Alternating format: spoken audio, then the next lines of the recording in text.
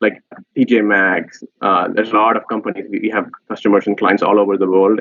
They're one of the number one top third-party logistics companies in the world.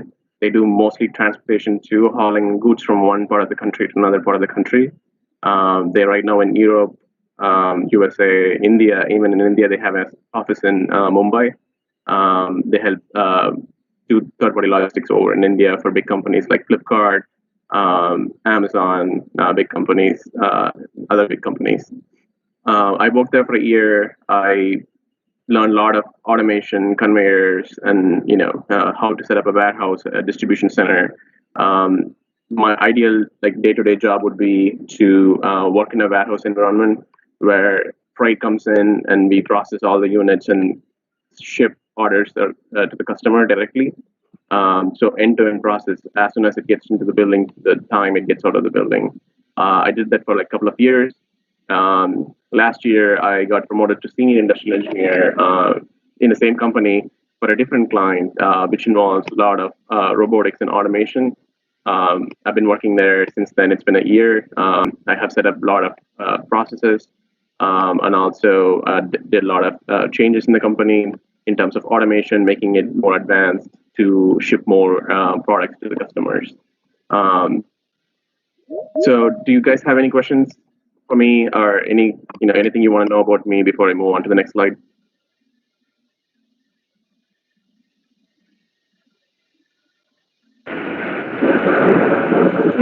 No, sir. All right. Yep. So we have a separate last 10 minutes is allotted for queries. So at that time we can post. All right. It. Yep. Sounds good. All right. Let me go to the next slide. So today the agenda is to talk about how there's a growing demand in e-commerce. Who are the e-commerce giants in the world? We're going to talk about AI-powered robots and other warehouse automations. So growing demand in warehouse, e-commerce. So e-commerce is something what we buy and sell online, products using internet on our phones or laptops and iPads or anything. Basically, websites like Myntra, Flipkart, Amazon, any other e-commerce website which sells stuff online. If you think about it, almost all the sellers or companies wants to increase their online sales rather than store sales due to easy convenience and also reduce a lot of I would say fossil fuels as well because you don't have to go to the store. There's a lot of e-commerce businesses, meaning different types of e-commerce businesses. One is business to consumer, business to business, consumer to business, such as sellers selling stuff on Amazon that is called consumer to business, and then consumer to consumer. What I deal with mostly is business to consumer.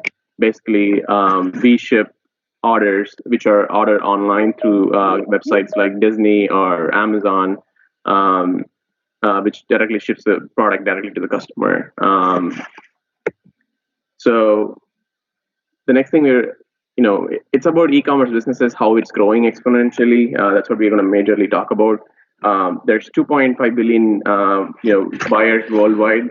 They're estimating it to be more than 3 billion by 2021. And then average 36% of buyers now buy online rather than going to stores. If you think about here, in US, currently with the COVID-19 and everything, any person trying to buy anything from the stores is using online portals. Basically, even from groceries to anything like health and supplies, medicine, utilities, and everything they buy online, and then they get delivered to the house. So, in 2022, they're to $28 trillion. Countries are China. The second spot goes to United States, and then India is at the 9th spot in terms of online retail sales. But it is growing more and more. That's why U.S. companies need to expand their businesses back in India because we are the number one. So they wanted to increase their sales in a big populated country like India to expand their businesses. So this 2021, 2020, it's all affected by an Amazon effect. Why I call it as an Amazon effect is consumer expectations, because consumers nowadays want everything the next day. Before, it used to be when I ordered stuff when I was in India, 2010, 11, when you order something online, it takes like 2 to 3 weeks to get to your house. But now the expectation is to ship and deliver the next day. So that's why I call it Amazon effect, because Amazon introduced this new 2-day shipping Prime, which changed the whole world, because Amazon was the leader in the front, figuring this out. And then followed by all the big retailers started to do the same kind of shipping, which kind of increased the expectations of the consumer, what they really want. To meet with this, the supply chain industries have to evolve with a lot of new technologies and autonomous automations to deal with higher volumes, and then predictability.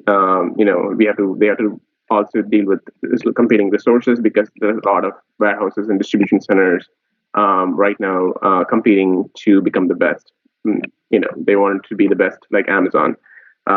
So to consider that, supply chain industries need to focus on how their budgets are allocated, what they can invest on. They need to investigate on AI, robots, and conveyors to keep up with the volumes.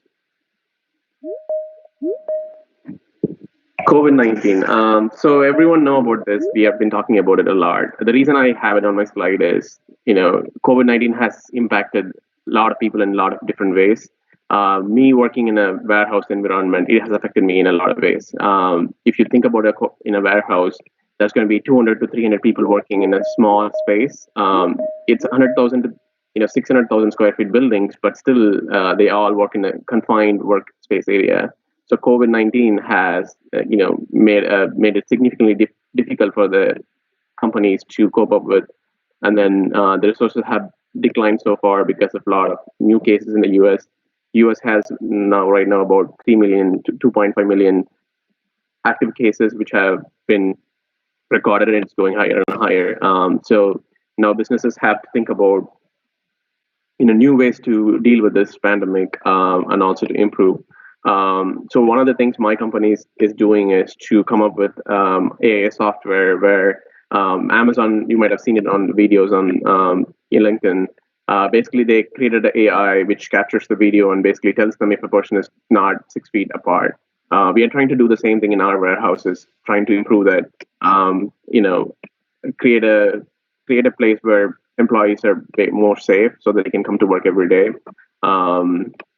Even now, like if you think about it, consumers due to pandemic, they panic buy. Panic buying causes uncertainty, and basically it throws off numbers. A week before, I would have been shipping 100,000 units of whatever, and then the week after, I have to ship 500,000 units, which is significantly 5 times higher. But the employers or the businesses cannot scale that number, and basically cannot predict what's going to happen. So, just to give an example, like I said, in the past couple of months, because of the pandemic, we have seen 80% increase in sales in our websites, basically increasing our throughput, having to have more resources in our buildings. This is just one example. Like I said, there's a lot of other companies like Amazon, because of this pandemic, they have to cut their 2-day Prime shipping, because they cannot ship everything. They have to ship only essentials. Non-essentials cannot be shipped, and then they just put a halt on it, basically saying they'll ship when every essential item has been shipped. Leading e-commerce giants in the world. So just to give some idea, there's a lot of e-commerce giants in the world, like Amazon and Walmart and everything. I'm going to give you some few examples to talk about Amazon. So Amazon is a company founded in 1994. They're an online internet-based company where they sold like books. That's how it started in 1994. Then right now they focus on e-commerce, artificial intelligence, digital streaming, and cloud computing. They're considered to be one of the most valuable companies around the world because their annual, their U.S. asset values are about 230 billion, and then they have been only 25 years in business. That's like a significant number comparatively to other big companies which have been around for a long time. They do a lot of sales around different platforms like Amazon Alexa speakers, Echoes, and they have Amazon Music now, Amazon Prime Video. They also have AWS, which is like a software side of the business. They also own a large portion of Whole Foods. Whole Foods is like a market where you buy all groceries and stuff. Um, they also were the first one to introduce Amazon Prime, which is basically a two-day delivery service where U.S. customers and also other customers among the world have been subscribed to it. It's around 100 million people right now. It's more than that. This is just a fact. So the Prime account costs only like $119, which equals to 7,000 rupees, which basically gives the customer ability to receive items faster, and then also gives them an ability to conveniently return and process returns with the help of their software and online platform. Just to give a perspective, last year on Prime Day here, they recorded $2 billion sales, which is like 71% increase compared to last year. What Amazon does there, what Amazon, in terms of business, what they do is they have cross-docking facilities. But cross-docking is something they bring in stuff to a warehouse and then they ship out to other warehouses. They also have fulfillment centers, which is basically online orders gets processed and shipped to customers. Sortation centers where they have a lot of product come to the building, they sort it out and then they ship it to all other DCs, where we call them distribution centers. And they also have delivery areas where everything which is being delivered to the customer gets grouped into a spot, and then from there it gets delivered to all the other places. They also have Prime Air Hubs, which is basically a business or a warehouse which is set near the airports. They have a lot of airplanes having deliveries being done using their privately owned airplanes. To compete with Amazon, I'll give you a good example. Flipkart. Flipkart is a company which was founded in 2007 in Bangalore by Sachin Bansal and Benny Bansal. They are an Indian-based e-commerce company which initially also focused on book sales before expanding into their much diverse categories like consumer electronics, fashion, groceries, and lifestyle products. They stand neck and neck. The reason I say neck and neck is they compete and then they challenge Amazon in terms of online sales and how they developed and grow over the years. They sell over 80 million products on their platform. The revenue has grown comparatively 42% higher, which is 4 billion to over $6 billion US dollars in the year of 2019. Right now, it is owned by majority of the stake is owned by a company, US-based company called Walmart. They bought this company, like the majority of stake, which is 80% stake in the company, in 2018 for US $16 billion. Both Amazon, and Flipkart are struggling now due to the pandemic, how to, continue selling their, goods online and also making it delivery safer to home. So they have to come up with a lot of safety measures, how social distancing and everything. Approximately, Flipkart recently is announced a lot of sales as well. They estimate around 10 million people visit their website every day, and then they almost ship 8 million shipments per month. Country, but definitely they have proved, they're on the neck and neck with Amazon. Some of the other key players are listed as follows: Alibaba, and then eBay, JD. You might have heard all these websites online. These are the other e-commerce big players in the world right now.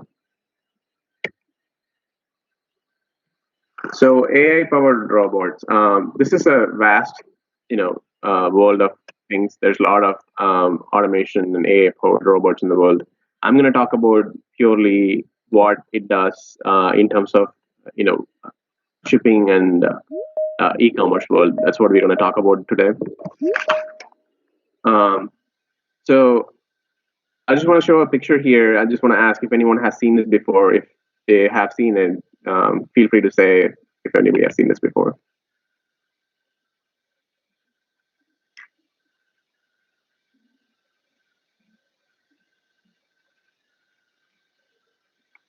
All right, let me say it. So this is one of the robots which is powered by AI.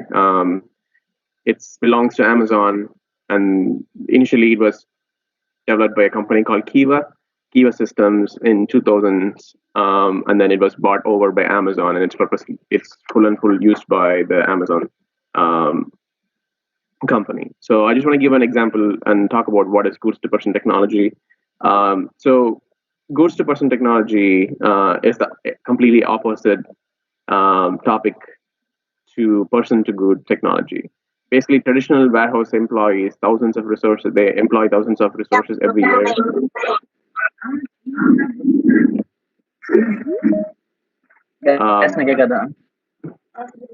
Hello. So they employ thousands of resources every year. Kalaivanan, kindly unmute.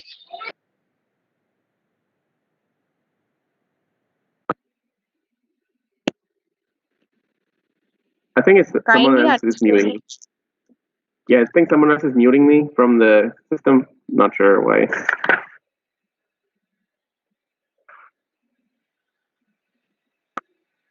Can you hear me now?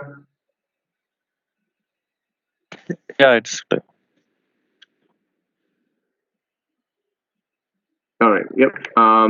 So most traditional warehouses commonly use material handling equipment to pick up items, move items, and ship packages out of a distribution center. Um, they ship anywhere from 100,000 units to 200,000 units or shipments daily. The traditional warehousing technologies, which is person to goods, involves a lot of walking, and then they have constraint in shipping goods because they can only employ so much people in the building and work at the same time. What is the difference between them and goods to person technology? Goods to person technology is mostly about robots and how they improve our order fulfillment, and then they basically cut down the resources.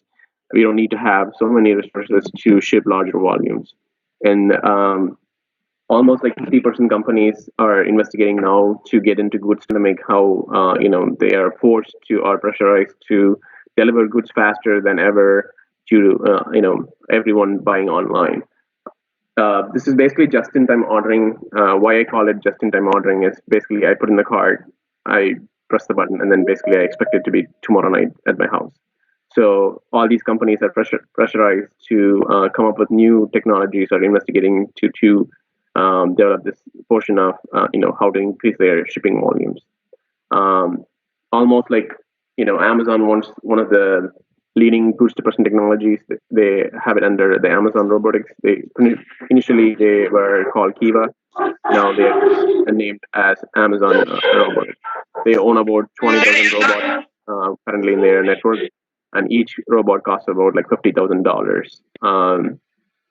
So basically, what they do is the robots work based on artificial intelligence and deep learning, which optimizes the order pool and then stores and retrieves shelves to workstations where humans are stationed, and basically they pick out of the items and to fulfill orders.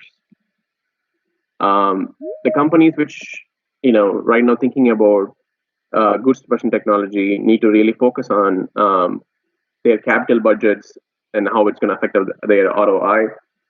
Also, they have to consider employees into account and how it's going to change their day-to-day work. There's also a space capacity, and then the process matters a lot. Without any process, this whole artificial intelligence could come to crashing landing. So they need to focus on all these things before they can involve in goods to person technology.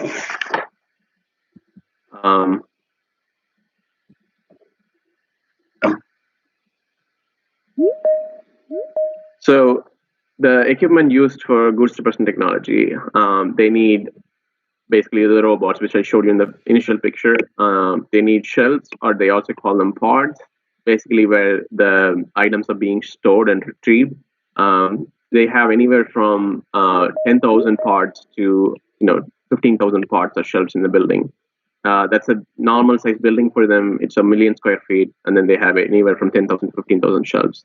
In terms of workstations, they have about 50 to 60 workstations where people stand and do perform the functions, picking and replanning and everything. Charging stations. Charging stations is where the robots go to charge themselves. They are basically like a quick charge, how we have for the phones. They have to charge only 15 to 20 minutes, and basically they get a full charge and they can run for a whole day. This whole thing is controlled by an AI algorithm, so they have to code them beforehand. This is a completely run based on the AI algorithm. It acts like a brain for the whole system. Then they also should have a command center where one person sits and monitors the whole system, how robots function, how they move, where they need help, and any kind of disturbances can be notified or seen on the screen. It's kind of like a Google Maps for the robots. Basically, a map will be displayed, and then you can see all the bots moving around, and go from there. This all robots are controlled and monitored by a monitoring software, which should be developed as well. In terms of bot diagnosis, it's like a new car. So when you buy a new car, when you go for a yearly checkup, you go to the mechanic shop. All they do is they connect the sensors, and then they can see it on the system by running a diagnosis. They have a similar function on these robots. When the bot gets into an issue, they can be taken to the mechanic shop and basically plugged in, and then see all the diagnostics run, and then find the exact problem within the system. What it does, the good suppression technology, the benefits is increase the efficiency and accuracy. They also reduce the redundancy. What I mean by redundancy is a lot of waste in the operations. Basically, a person walking back and forth to pick the same item over and over, the walking back and forth to pick the same item is the redundancy. So I'm trying to eliminate that using the good suppression technologies. This way, we get a lot of consistent results because all the picker has to do is constantly pick rather than walk. This results in higher productivity, which is what most of the companies are looking for to ship more volumes, which means more productivity. So I'm going to show you a small video so that you guys can see what I was talking about. I can explain you, easily more. So when you see the visual, it's going to makes you understand. Let me know when you can see the video. All over the world. Can you see the video?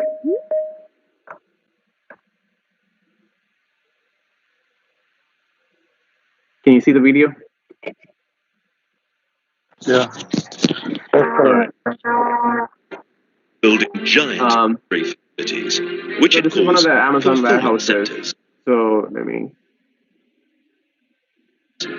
where traditional warehouses have static rows of shelving with stuff So these are the shelves I was talking about. back and forth. If you see, each shelf has individual locations, and then they are 4 across, and then each slot has different items in them, and then basically you can store. There's up to like 50 pockets in this pod or shelf. They have the same pod or shelf for about 15,000 of them. So imagine how many different items they carry. So in Flipkart, I told you earlier, they carry 80 million different products. In Amazon, there's so many. You can say like a billion different products. So when they handle this much inventory, they have to cannot multiple store items into single slot. It has to be single, item per slot. So they have to have a lot of pods and shelves and robots to capture and run the system. Here it's the shelves which do the walking. So if you see here, there's a barcode on the floor. So the robots run based on this barcode. Each barcode is a coordinate or location. The bots travel over them, and then basically that's how they understand where they are and how they move, and they calculate their path. Everything is mapped by this barcode.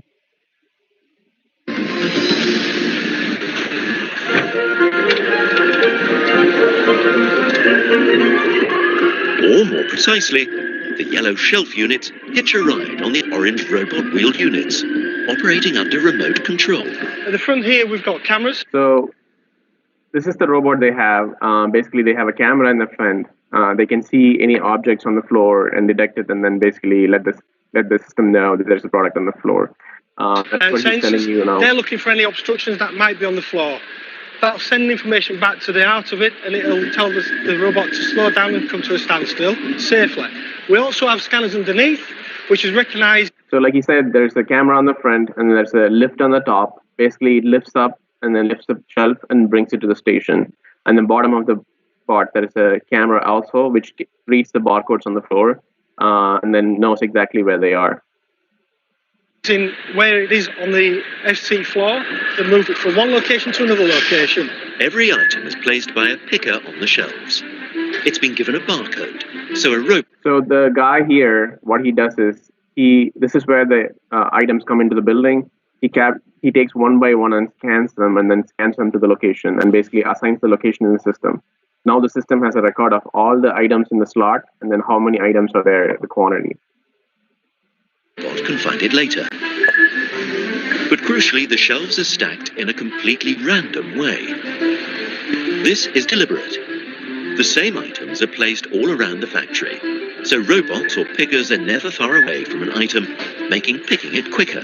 These robots do a neat little bit of machine learning, which is to realise if they happen to have on board an item which is currently trending and is somehow proving popular, instead of returning back to the middle, they actually hang around outside expecting to be called upon again. There's a direct link from what's happening here to a customer sitting at home in front of their computer. It looks super efficient. But with hundreds of thousands of items passing back and forth, what happens if one goes missing? So what the concept here is, this person never moves from the station. All these robots bring the shelves to the station where the person stands, and then all day what he does is he picks and he picks and he picks. The system captures, there's a screen here, it tells them what to pick, how many to pick, it tells you the locations and what are the dimensions on them. This is just to give them an idea where they need to put it so that they can package it and send it out to the customers. And like I said, they expect anywhere from 100 to 200 picks out of this station every hour, and they pick about 10 hours. So they pick 2,000 units individually in one station standing alone. In a traditional picking, where they have to walk up and down, they can only pick about 1,000 units, which is double the performance and double the productivity compared to the normal system.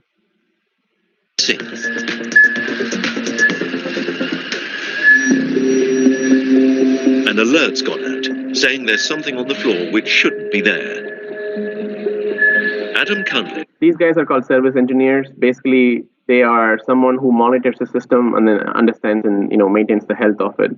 So what this means on his shoulder, the light is basically saying there's a problem with one of the robots, and then he's been identified. And then he now figures out where the bot has having issue, and then he's going to go over to fix it. Is a specially trained troubleshooter, one of very few people authorized to enter the cage where the robots roam. The system's showing me that I have an item that's fallen out of the pod on the floor. What I'm going to do is draw a path from the gate to the item, and I'm going to turn on my safety vest, which will let out a radio frequency. As the robots circle around him, Adam's jacket emits a radio pulse, which tells the robots to avoid him, protecting both them and him. Even so, he's keen to find the lost item as soon as possible.